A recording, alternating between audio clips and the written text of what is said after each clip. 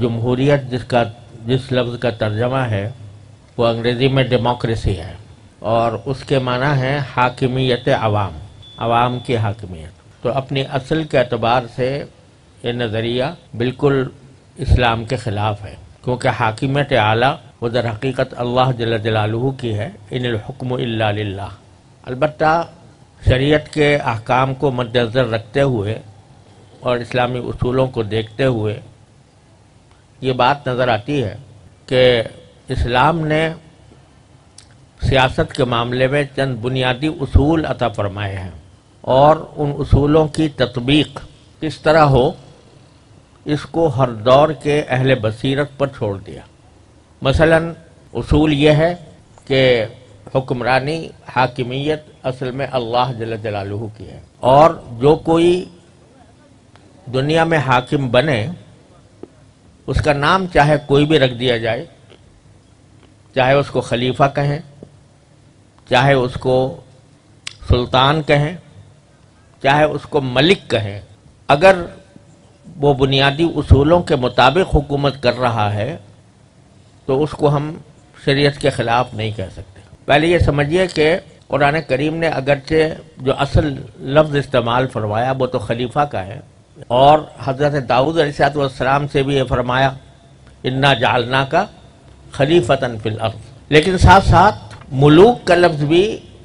موضع مدح میں اور موضع نعمت میں استعمال فرمایا۔ بنی اسرائیل سے فرمایا کہ وجعل فیکم ملوکا، تو یہ نعمت کے طور پر ذکر فرمایا کہ ہم نے تمہارے اندر سے بادشاہ پیدا کیے تھے، ملوک پیدا کیے تھے۔ اور اسی طرح جو حضرت سموئیل علیہ السلام کے واقعے کو بیان کرتے ہوئے ان اللہ قد بعث لکم طالوت ملکا، طالوت کو ہم نے ملک بنا کر تمہارے پاس بھیجا، تو معلوم ہوا کہ اصطلاح چاہے خلیفہ کی استعمال کر لیں، چاہے ملک کی استعمال کر لیں، یا کوئی اور لفظ استعمال کر لیں، امیر کا لفظ استعمال کر لیں، صدر کا لفظ استعمال کر لیں، ناظم اعلیٰ کا لفظ استعمال کر لیں، لفظوں کے بارے میں شریعت نے ہمیں کوئی پابند نہیں کیا کہ حاکم کو ہمیشہ خلیفہ ہی کہو یا ہمیشہ ملک ہی کہو، لیکن اصل بات یہ ہے کہ وہ حاکم ایسا ہو جو قرآن و سنت کا پابند ہو۔ اس صورتحال کو مد نظر رکھتے ہوئے جب ہمارا آئین مرتب کیا گیا تو اس کی جو قرارداد مقاصد ہے، جو حضرت شیخ الاسلام علامہ شبیر احمد صاحب عثمانی رحمۃ اللہ علیہ اور ان کے رفقا جن میں میرے والد ماجد رحمۃ اللہ علیہ بھی شامل ہیں، انہوں نے جو قرارداد مقاصد مرتب فرمائی سن 1948 میں، یعنی پاکستان بننے کے اگلے سال، وہ الحمدللہ آج تک کوئی اپنی جگہ سے ہلا نہیں سکا۔ اس کا کوئی لفظ آج تک باوجود بے شمار سیکولر لوگوں کے آنے کے اس کو کوئی تبدیل نہیں کر سکا۔ اس میں یہ تصور پہلے ہی سے موجود ہے کہ حاکمیت اعلیٰ اللہ جل جلالہ کی ہے، اور جو منتخب نمائندے حکومت کریں گے وہ اسی حاکمیت کے تحت ان کے اللہ تعالیٰ کے نائب ہو کر حکومت کریں گے۔ اور جمہوریت کا لفظ جہاں استعمال کیا گیا تو اس کے ساتھ یہ لفظ استعمال ہوا کہ جمہوریت جیسا کہ اسلام کے احکام کے مطابق ہو تو اس کو نافذ کیا جائے گا۔ تو جمہوریت الاطلاق اس کا ذکر نہیں ہے، بلکہ ایسی جمہوریت کہ جو اسلام کے احکام کے مطابق ہو، اسلام کے تشریحات کے مطابق ہو، اس کو رکھا جائے گا۔ یہ قرارداد مقاصد پہلے دن سے سن 1948 سے ہمارے آئین کا ایک حصہ بنی چلی آ رہی ہے، اور اسی لیے ہمارے اکابر نے، جس میں علامہ شیخ الاسلام حضرت علامہ شبیر احمد صاحب عثمانی رحمۃ اللہ علیہ ان کے قائد تھے، اور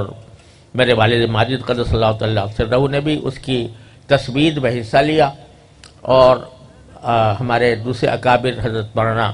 مفتی محمد حسن صاحب رحمۃ اللہ علیہ، حضرت مولانا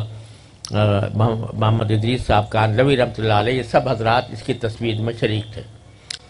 اس لیے انہوں نے اس لفظ کو اس لیے گوارا کیا، جس کی میں نے بنیاد یہ عرض کی کہ اصطلاحات کے پھیر میں قرآن سنت نے ہمیں نہیں ڈالا،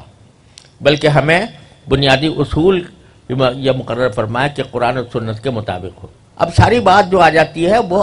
شخصیات پر آ جاتی ہے کہ وہ شخصیت اگر قرآن و سنت کے اوپر عمل کرنے کا نہ صرف عزم رکھتی ہو بلکہ اس کے بارے میں کوشاں بھی ہو، تو پھر وہ اس کا نام چاہے آپ اس کا صدر رکھ لیں، چاہے وزیر اعظم رکھ لیں، چاہے اس کا نام آپ بادشاہ رکھ لیں، چاہے اس کا نام خلیفہ رکھ لیں، تو شریعت نے اس کے اوپر کوئی پابندی عائد نہیں کی۔ اب سارا مدار اس پر ہے کہ کون سی شخصیات ہیں جو اس مقام تک پہنچتی ہیں کہ جو ملک کا نظام چلائیں۔ اب یہ تو آپ نے دیکھا ہوگا کہ قوانین بہت سے بنتے رہتے ہیں، لیکن قوانین کا بن جانا کافی نہیں ہوتا، بلکہ قوم کی اور عوام کی اور شخصیتوں کی تربیت کی ضرورت ہوتی ہے۔ وہ جب تک تربیت نہیں ہوگی تو اس وقت تک آپ صرف نام خلیفہ رکھنے سے معاملہ حل نہیں ہوگا کہ آپ خلیفہ کسی کو کہہ دیں اور وہ خلیفہ بن کر وہ ایسا یعنی بالکل کہنا چاہیے کہ استبداد کا پیکر بن جائے کہ اس کے بعد اس کے وہ جس کی زبان قانون بن جائے اور وہ جیسا چاہے وہ کرے، یہ اسلام کے مطابق نہیں ہے۔ نام چاہے خلیفہ رکھ لیا گیا ہو۔ اس کے برخلاف اگر آج فرض کرو اللہ تبارک و تعالیٰ اس بات کی توفیق دے دے کہ اچھی شخصیات وہ پہنچ جائیں، چاہے وہ وزیر اعظم کے نام سے ہوں، لیکن اچھی شخصیات اگر وہ جا کر آئین کے اوپر عمل کریں اور آئین کے تقاضوں کے اوپر عمل کریں تو کوئی وجہ نہیں ہے کہ اس میں اسلام کی نفاذ میں کوئی رکاوٹ پیدا ہو۔ تو اس لیے یہ کہنا کہ بھئی یہ جو آئین ہے یہ بھی مغربی جمہوریت کا چربہ ہے، یہ خیال غلط ہے، اور یہ کہنا کہ صرف خلافت ہی واحد راستہ ہے اسلامی حکومت کے قیام کا، یہ بھی درست نہیں ہے۔ جیسا میں نے عرض کیا کہ اللہ تبارک و تعالیٰ نے ہمیں جو ان موضوعات میں جن میں کہ